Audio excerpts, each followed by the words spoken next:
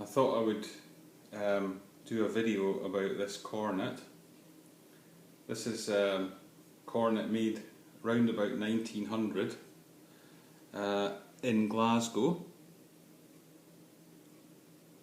It was made by H.D. Douglas and Sons. A little bit about how I came to own this. Quite a number of years ago this appeared on eBay for the price of £30. It was completely scrap. I mean, this was completely rotted to pieces, literally in bits. The bell was badly crushed. There was all sorts of issues with the instrument, and I do have an article online that I wrote about this, which you might be able to find in Google. But it was rebuilt by Bryce Ferguson, and I believe Ewan Meikle was involved as well in rebuilding this in his workshop, so they did a very good job of it. Originally this was in high pitch, and it's been converted at some stage. One of the things that I did was to have the instrument retuned, because it really was way too low on the pitch, so I had some of the extensions removed or shortened.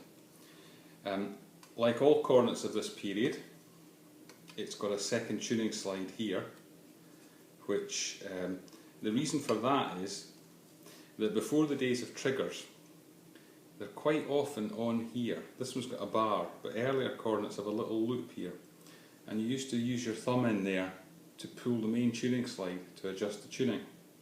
So to have a fixed point for the tuning, they had an additional tuning slide here.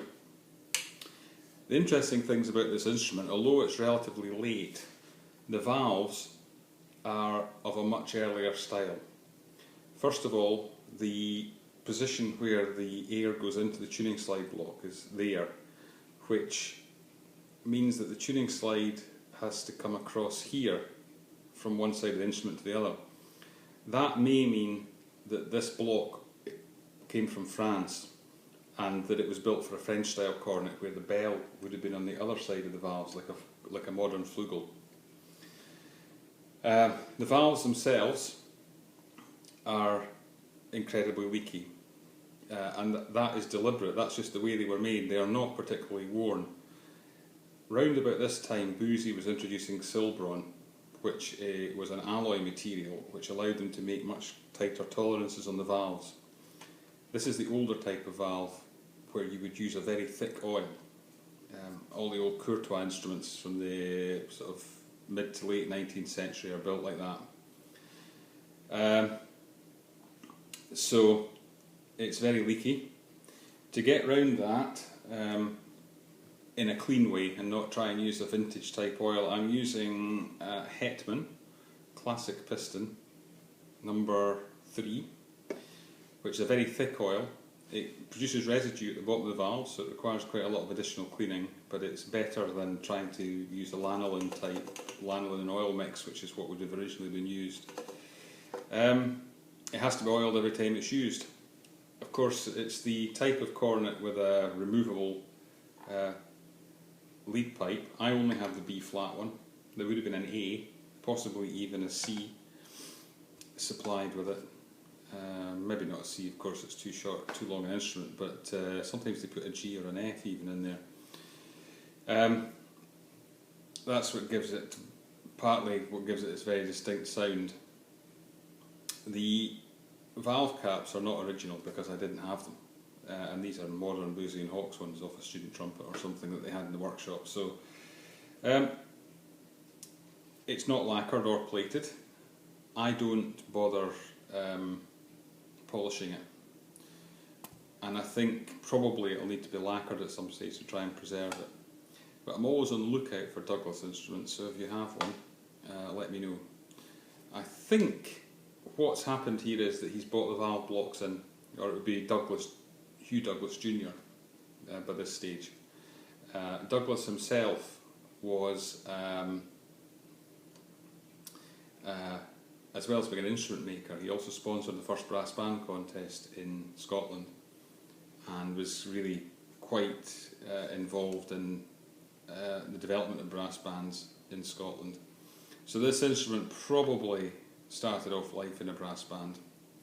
Anyway, to give you an idea what it sounds like.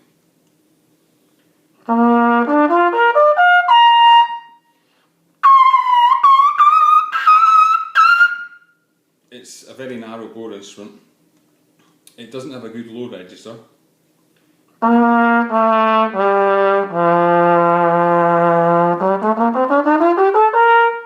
Probably can't hear that, but it doesn't, compared to modern instrument, have a particularly good low register. But it does have quite a sweet sound.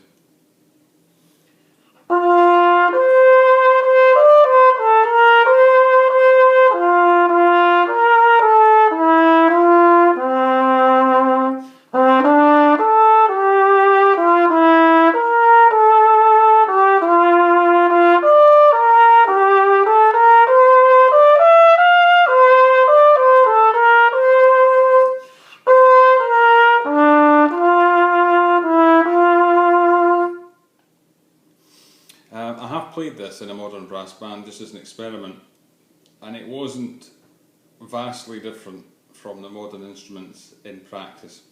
Where it fell down really was the intonation is more difficult. The slots are really wide. I mean, it's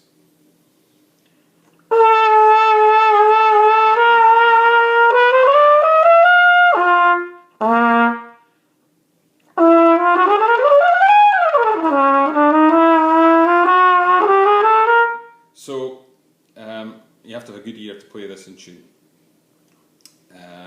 But other than that, I find it to be quite a nice instrument to play on. It's got potential, obviously, for Chicago type jazz.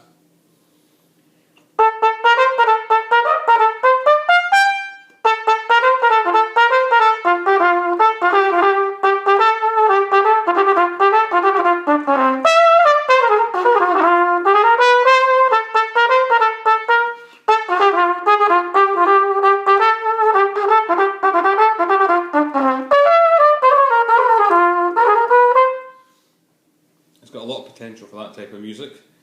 I could imagine playing this in a small group. What it does have, of course, is that Glasgow heritage. There aren't many brass instruments that have ever been made in Scotland, and we know that Douglas made their own bells and all the other parts of this instrument, possibly even the valves, although I think it's French, a French valve block. But there we go. I hope someone has found that interesting.